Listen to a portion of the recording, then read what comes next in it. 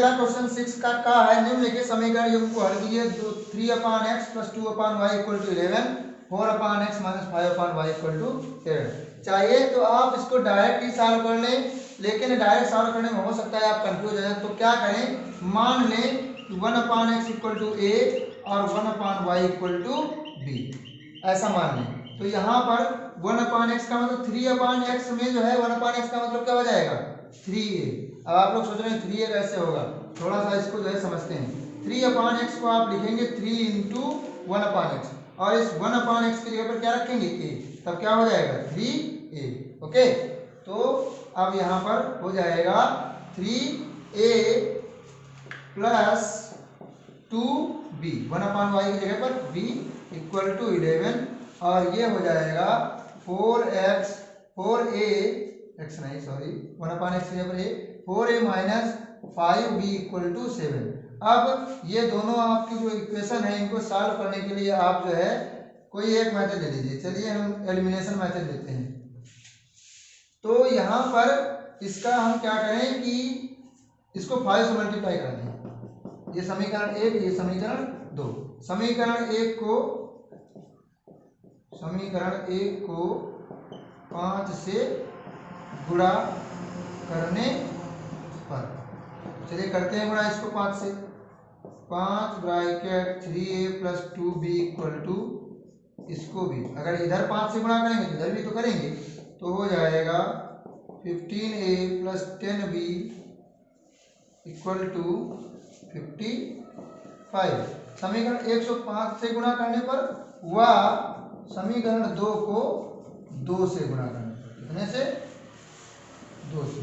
समीकरण 2 को 2 से गुणा करिए, क्या हो जाएगा 2 ब्रैकेट 4a - 5b = 7।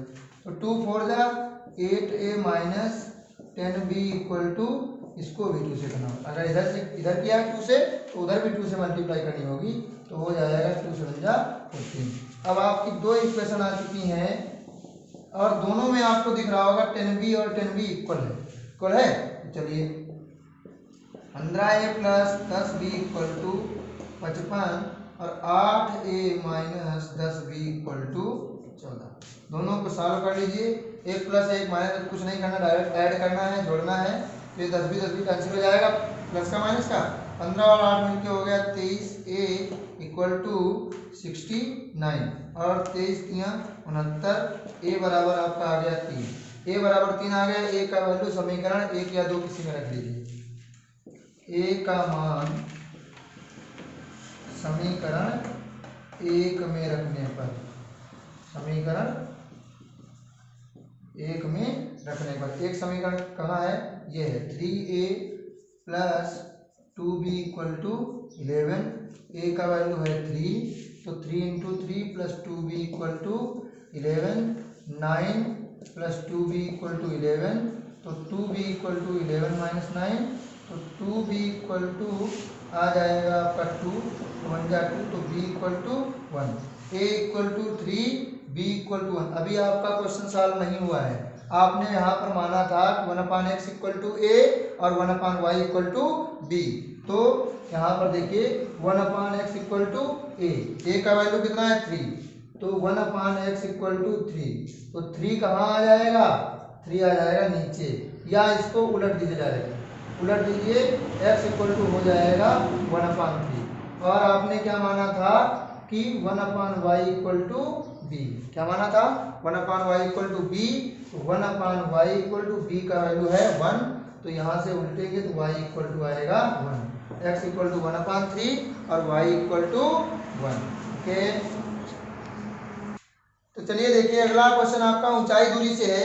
एक बहुमंजिले भवन के शिखर से 10 मीटर ऊंचे स्तंभ, एक बहुमंजिला भवन है, उससे एक 10 मीटर ऊंचे स्तंभ, एक इधर 10 मीटर कोई ऊंचा स्तंभ है, उसके शिखर और तल के अवनमन कोण, बहुमंजिला भवन के शिखर से उसके शिखर और तल के अवनमन कोण क्रमशः 30 अंश और 45 अंश है। मतलब ये आपका 30 अंश है और ये आपका 45 अंश। इसमें आपका फिगर बनाना ही मोस्ट इंपॉर्टेंट है। अगर फिगर आपने सही से बना लिया क्वेश्चन सॉल्व हो जाएगा। तो बहुमंजिले भवन के शिखर से एक 10 मीटर ऊंचे भवन के शिखर और पाद या तल के अवनमन कोण क्रमशः 30 अंश और 45 अंश हैं। तो बहुमंजिले भवन की ऊंचाई ज्ञात कीजिए। तो मान लीजिए इस भवन की ऊंचाई है h, कितनी है h, ठीक। अगर ये 10 है तो ये भी 10 होगी कि नहीं होगी? अगर ये 10 है तो इसके सामने वाली भी 10 होगी। और टोटल अगर आपने h माना है तो इतनी हो जाएगी h माइनस 10, ठीक। और नीचे जो आपका कह रहा है कि भवन के बीच की दूरी ज्ञात कीजिए, भवन और स्तंभ के बीच की। तो भवन और स्तंभ के बीच की दूरी आप मान लीजिए x, ठीक है। माना जो आपका बहुमंजिला भवन है उसकी ऊंचाई, माना बहुमंजिले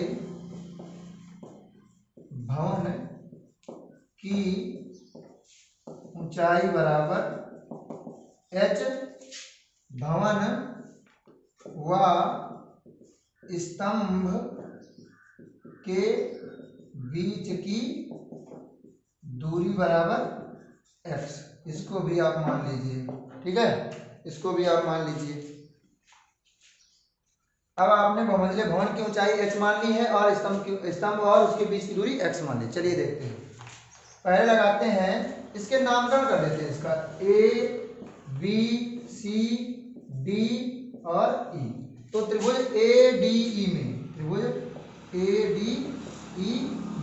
इसमें क्या हो जाएगा, लगाएंगे हम tan 30 बराबर, tan का फार्मूला क्या होता है, लंब बटे आधार।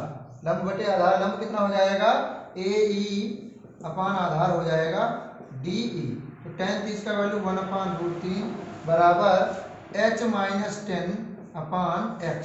अगर ये x है तो ये भी आपका x होगा, ठीक है। और ये दूरी कितनी है, h माइनस 10, ठीक। तो x की 1 से x equal to h√3 minus 10√3, ठीक। इसकी मल्टीप्लाई इसके साथ करेंगे, ठीक। अब उसके बाद दूसरा लेते हैं त्रिभुज ABC में। हमेशा समकोण त्रिभुज लेते हैं, तो ये भी आपका समकोण था और ये भी आपका समकोण। ABC में क्या करेंगे, tan 45 बराबर AC अपान BC। AC है आपका h अपान BC है x, tan 45 का वैल्यू है। तो h इक्वल टू x और x। तो h इक्वल टू x आ गया। यहाँ पर जो है x की जगह पर h रख लीजिए, या h की जगह पर x रख लीजिए, कुछ भी करिए। तो यहाँ से आया आपका x equal to h√3 minus 10√3। तो यहाँ से h इक्वल टू x रखे तो x की जगह पर h√3 माइनस 10√3। तो 10√3 इधर आ जाएगा, यहाँ आपका हो जाएगा h√3 माइनस h। और फिर उसके बाद हम h यहाँ पर कॉमन ले लेंगे, तो √3 माइनस 1 इक्वल टू 10√3। उसके बाद 10√3 अपान में आएगा √3 माइनस 1 इक्वल टू h। तो यहाँ पर आप √3 माइनस 1 है, √3 प्लस 1 से परिमेय कराइए, तो √3 प्लस 1 कोई दिक्कत नहीं। यहाँ हो जाएगा 10, और अगर आप चाहो तो इस √3 को अंदर भेज दो, तो 3 प्लस √3 हो जाएगा। √3 के साथ मल्टीप्लाई 3 प्लस √3 अपान यहाँ आपका बन जाएगा a माइनस बी और a प्लस बी। अगर इनकी a माइनस बी और a प्लस बी की मल्टीप्लाई का फार्मूला होता है a² माइनस b², मतलब √3 का स्क्वायर 3 माइनस 1 का स्क्वायर 1 और 3 माइनस 1 आपका क्या हो जाएगा 2। 2 से 10 को कट करेंगे तो 5, तो 5 और 3 तो आपका हो जाएगा 5 ब्रैकेट 3 प्लस √3 का वैल्यू होता है 1.732। कितना होता है, √3 का वैल्यू 5 ब्रैकेट 1.732। तो अब ऐड होके हो जाएगा आपका 5 इंटू 3 1 4.732। कितना हो जाएगा, 5 इंटू 4.732, 5 2 जा 10, 5 3 जा आपका हो जाएगा 5 2 जा 10, 5 3 जा 15 1 16, 5 7 जा 35 1 36 और 5 4 जा 20 और 3 23। 3 डिजिट के बाद डेसिमल लगाएंगे मतलब ये आएगा 23.66 सेंटीमीटर। ये क्या आ गया, ये आ गई आपकी एच। क्या आ गई, सॉरी, ये आपकी आ गई है एच। एच इक्वल टू आ गई, एच इक्वल कितना आ गया, एच इक्वल आपका आ गया है 23.6 और एक्स इक्वल टू एच है, इसलिए एक्स इक्वल टू भी आपका 23.66 सेंटीमीटर हो जाएगा। मतलब कि आपकी उसकी बहुमंजिला इमारत की ऊंचाई भी 23.66 सेंटीमीटर और उसकी बीच की दूरी भी आपकी 23.66 सेंटीमीटर होगी। अगला क्वेश्चन दे रखा है आपका, चित्र में ओ ए सी बी एक आपका चतुर्थांश है, 3.5 सेंटीमीटर त्रिज्या का एक चतुर्थांश है। यदि ओडी बराबर 2 सेंटीमीटर छायांकित भाग का क्षेत्रफल ज्ञात कीजिए। कोई दिक्कत नहीं, चतुर्थांश का मतलब चतुर्थ अंश वृत्त का, और वृत्त का चतुर्थांश का थीटा कितना होता है, 90 होता है। क्योंकि यहाँ पर अब आपका कैसे लगाएंगे, अगर आप जो है चतुर्थांश के पूरा क्षेत्रफल निकालें, चतुर्थांश का, चतुर्थांश मतलब त्रिज्य खंड का क्षेत्रफल, तो यहाँ पर हो जाएगा छायांकित भाग का क्षेत्रफल बराबर छायांकित भाग का क्षेत्रफल बराबर त्रिज्य खंड का क्षेत्रफल, त्रिज्य खंड का क्षेत्रफल माइनस त्रिभुज ODB या OBD का क्षेत्रफल। इस क्षेत्रफल से इस क्षेत्रफल को माइनस करना है, ठीक है, कोई दिक्कत नहीं। तो छायांकित भाग का क्षेत्रफल बराबर क्या निकल आएगा, त्रिज्य खंड का क्षेत्रफल का फार्मूला होता है थीटा बटे 360 अंश इंटू पाई आर स्क्वायर। ये आपको याद होना चाहिए, थीटा बटे 360 अंश into pi r square minus त्रिभुज OBD। अब देखिए चतुर्थांश है तो थीटा 90 होगा कि नहीं होगा, होगा, क्योंकि पूरा वृत्त और उसका अगर एक चतुर्थांश लिया जाए तो वो 90 अंश का होता है। तो यहाँ पर थीटा 90 हो जाएगा, और 90 होने के हिसाब से जो आपका BOD त्रिभुज है ये भी आपका एक समकोण त्रिभुज हो जाएगा।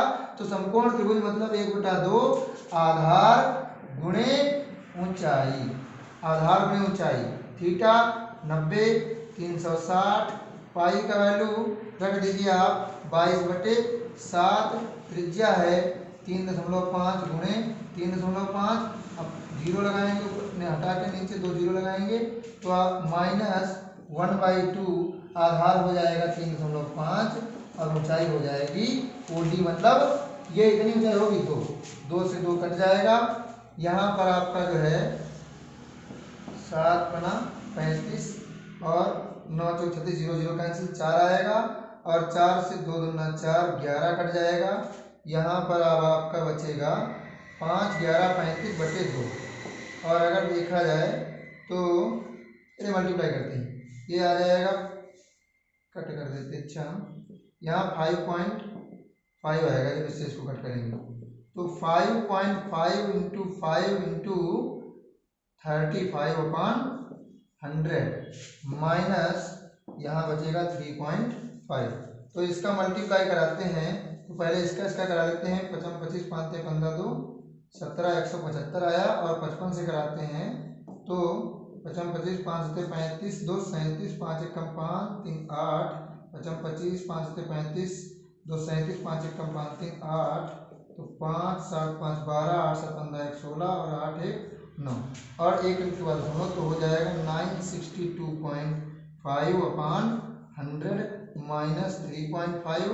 तो यहाँ से जब इसको डिवाइड करेंगे 100 से तो आएगा 9.625 माइनस 3.5, तो 25 तो ऐसे रहेगा, इसमें आगे जीरो बना दीजिए, 25 ऐसे रहेगा, 6 से 5 गया 1, 9 से 3 गया 6, तो आपका एरिया आ गया 6.125 सेंटीमीटर स्क्वायर। समझ में आया, कोई दिक्कत नहीं, बस छायांकित भाग का क्षेत्रफल बराबर त्रिज्य खंड का क्षेत्रफल माइनस OBD का क्षेत्रफल, थोड़ा सा मल्टीप्लाई करना होगा, गुणा, बस, बाकी कोई दिक्कत नहीं है। एरिया आपका निकलेगा 6.125 सेंटीमीटर। ओके।